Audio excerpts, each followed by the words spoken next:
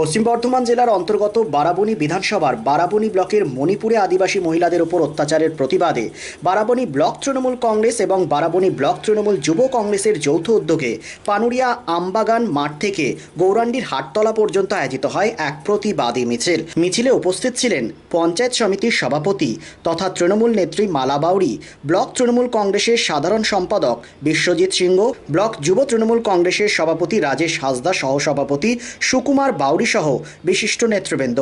মিছিলে মহিলাদের উপস্থিতি ছিল চোখে পড়ার মতো।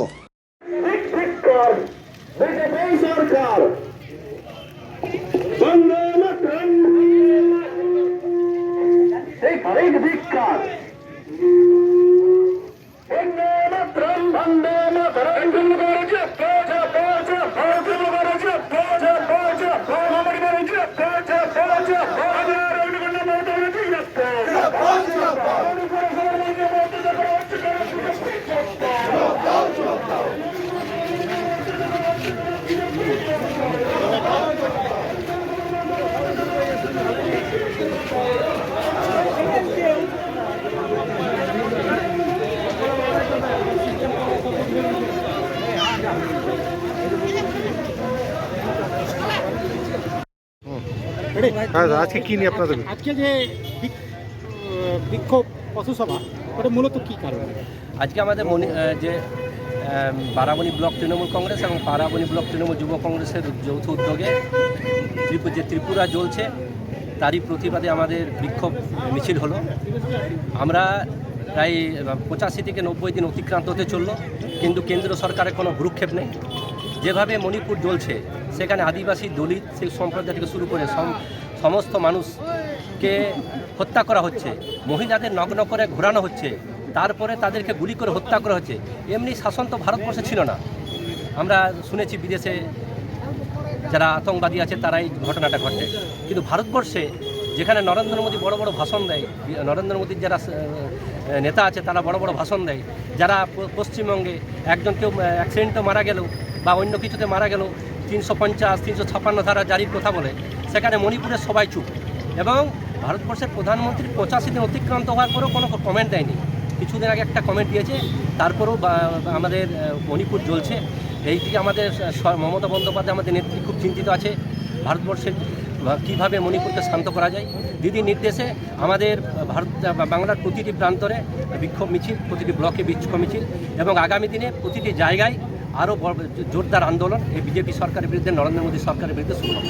এখন কিছুদিন আগে মণিপুরে যেটা ঘটনা ঘটেছে এবং তার বিরুদ্ধে আমরা ধিক্কার মিছিল করলাম, যাতে আমাদের ভারতবর্ষ একটি গণতন্ত্র ভারতবর্ষ, এটা একটি ব্যতিক্রম একটি জিনিস ঘটনা ঘটেছে, যেটা হচ্ছে বিজেপি সরকার চালাচ্ছে সে মণিপুর।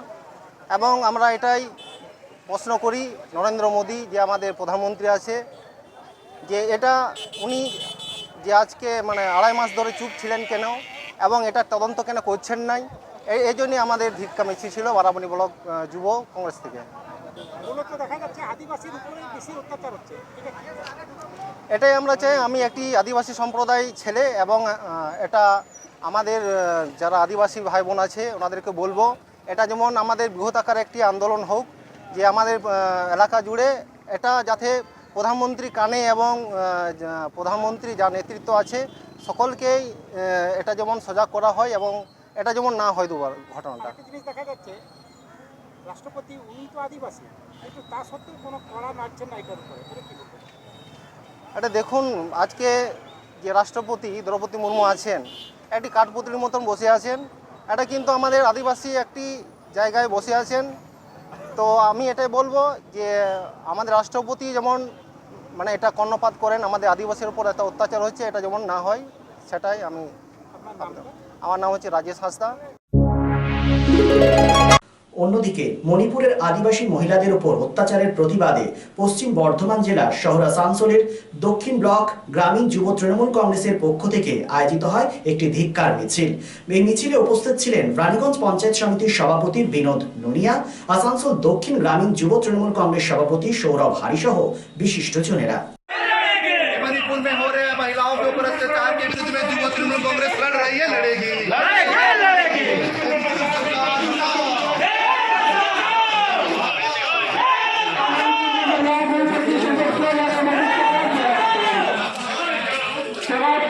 देना होगा, जवाब तुम्हें देना होगा।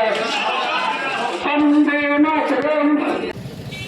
सबको सम्मान जनाकर बोलना चाहते हैं कि 2023 में जो इस तरह हमारा पंचायत चुनाव घोषणा हुआ, पंचायत चुनाव में घोषणा होने के बाद सब लोगों ने रानीगंज पंचायत में जाकर नॉमिनेशन किया, किसी को बाधा नहीं हुआ।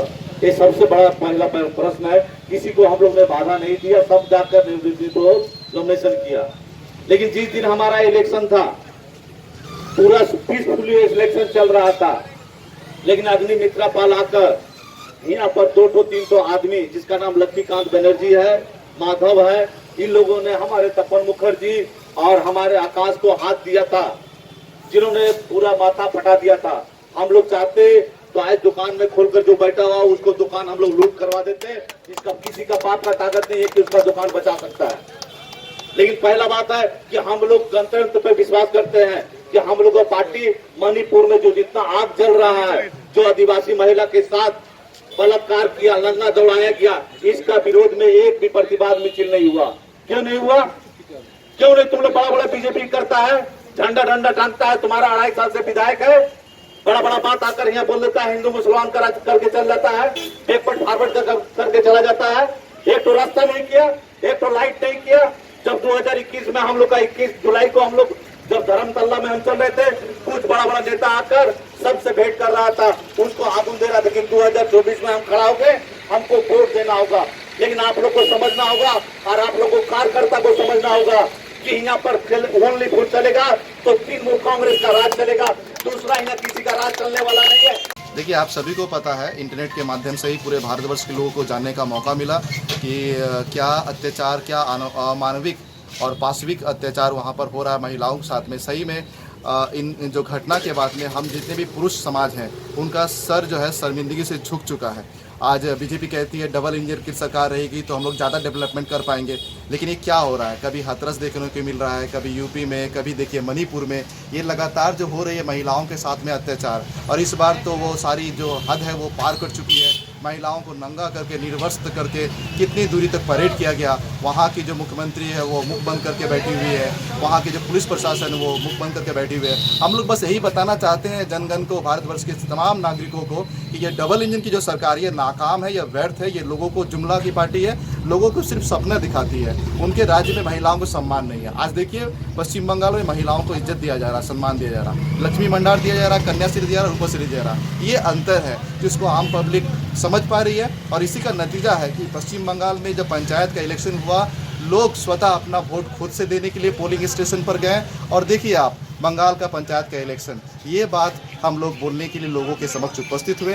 और पश्चिम बंगाल में जो तृणमूल कांग्रेस की जो सरकार है वो हमेशा से महिलाओं के समर्थन में, महिलाओं के साथ में, उनके सम्मान में रही है, खड़ा रही है, आगे भी खड़ा रहेगी। और इस तरह की घटना का प्रतिवाद हम लोग पहले भी किए हैं, आज भी कर रहे हैं, और इन फ्यूचर भी हम लोग करेंगे। मणिपुर में हो रहे हैं कुकी समाज के ऊपर जो अत्याचार हुई है, मैतेई समाज के जो लोगों ने उसके ऊपर अत्याचार किया, उसके विरोध में तृणमूल युवा कांग्रेस की तरफ से, आसनसोल दक्षिण की तरफ से जेके नगर में आज एक विरोध प्रदर्शन किया गया, रैली किया गया। इसी के लिए हम लोग सभी उपस्थित हुए थे। नाम परिचय? मेरा नाम सौरभ कुमार हाड़ी, मैं आसनसोल दक्षिण ग्रामीण का युवा president. Be positive, think better, make a bright future with Misso Nursing Institute Asansol. Misso Nursing Institute Asansol is approved by West Bengal Nursing Council and Indian Nursing Council and affiliated to West Bengal University of Health Science. Misso Nursing Institute Asansol associated with Marwari Relief Society Hospital, which is our parent hospital, and our affiliated hospital is Asansol District Hospital and few rural health centers in Asansol for providing clinical and field training to BSc Nursing and JNM Nursing students. Misso Nursing Institute Asansol offers BSc Nursing for 4 years. Eligibility of admission 45% marks in HS with science stream and English, and JNM course for 3 years. Eligibility of admission 40% marks in HS in any stream with English. Mr. Nursing Institute of Asansol provides unbeatable infrastructure, highly qualified faculties, 100% placement assistance to all students. So hurry, admission open for limited seats. Our helpline numbers are 7477782911, 7477713512 and 7477135111. Visit our college campus at Mr. Nursing Institute Asansol, Bagbandi Road, Kalipahari, Asansol 9, Paschim Bardhaman.